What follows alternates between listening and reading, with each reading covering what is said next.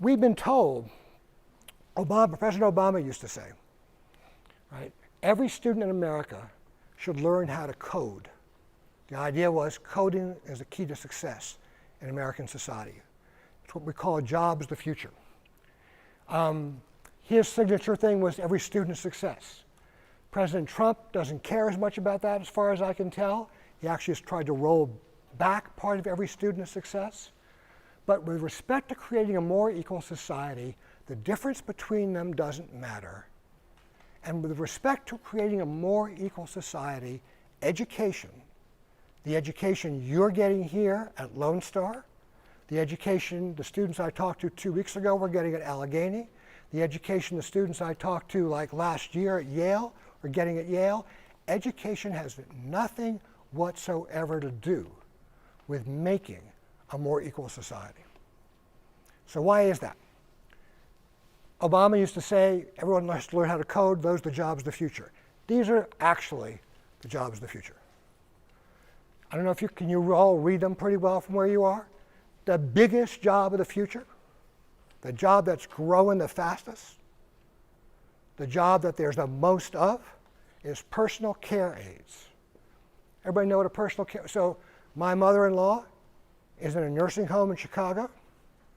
She's taken care of mainly by personal care aides. Does anybody know what level of education is required to be a personal care aide? There is actually no level of education required to be a personal care aide. It does not come up in the job application. You don't actually need a high school degree, although in fact most personal care aides, so far as I can tell, do have high school degrees. Do you know how much it pays? You do now. Personal care, we're going to try this one. Yeah, that'll work. So personal care aides, I can't hold all these things. Personal care aides are paid $21,920 a year. That's the fastest growing job. Second fastest growing job, I won't do this all the way down, you can begin to get the point fast. Second fastest growing job, combined food preparation and serving workers, including fast foods. Anybody here ever worked at a fast food restaurant? So people have. That's a really fast growing job. Did your parents, if your parents are sending you to college, are they sending you to college in order to become a fast food worker? They are not. Are they sending you to college in order to become a personal care aide? They are not. Registered nurse, yeah, maybe. That one would work. That's the third one. But then once you get past registered nurses, what do you get? You get home health aides. Again, large and again, badly paid. Then you get a really good job, software developers. Those are Obama's coders of the future. But then you get janitors and cleaners, not counting maids. Then you go down that list. If you go down that list, you see right away that although everybody talks about the way in which the jobs of the future will require more and more education, it is actually completely not true. The jobs of the future do not require more education. In fact, in some respects, the jobs of the future require less education. So imagine this. Imagine everybody in the United States got to go to a school as good as, I don't know, what do you think the best university in Texas is? Lone Star, yeah, okay, but leave it out, Lone Star.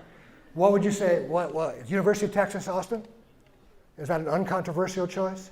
Supposing everybody got to go to UT, to a school as good as UT Austin. Everybody in the whole country got to go to a school just that good. They all graduate with a degree. Maybe they all know how to code, or they all know how to do various higher math skills. They all know how to do whatever they do. And then they all go in the job market. The vast majority of those people, when they go in the job market, what will they be doing? Will they be coding? They will not. We need some coders, but what do we actually need? We need personal care aides. The inequality between those jobs, right? The inequality between those jobs cannot be solved by giving everybody an education. What would be the difference? The difference would be, right now, most personal care aides are, not surprisingly, women and minority women. And they have very little education. If everybody went to UT, everybody got the same education, a lot of those minority women would get better jobs. But of course, a lot of white men and Asian men and women would end up doing those jobs, personal care aides. You would have changed the skin color of the people who have the jobs, but you wouldn't have changed inequality one little bit. The inequality has nothing to do with who gets the jobs. The inequality is built into the jobs themselves. Why are you going to school? Why do the people who go to UT go to UT? Why do the ones who go to Harvard go to Harvard? You're going to those places not to help make the US more equal. You're going for just the opposite reason. You're going because you want to escape the bad jobs.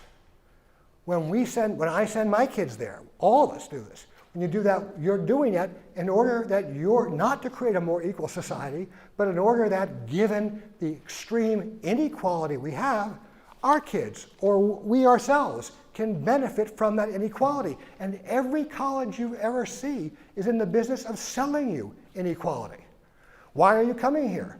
As somebody pointed out, you're not coming here to become a fast food worker. If you said to your parents, you know what, I think it's like 2 years at Lone Star and then I'm good for McDonald's, maybe Taco Bell I can move up, no one would pay for it for a penny. You're coming here because the point is to give you a chance to escape those jobs. But you don't make a more equal society by giving people a chance to escape the bad jobs.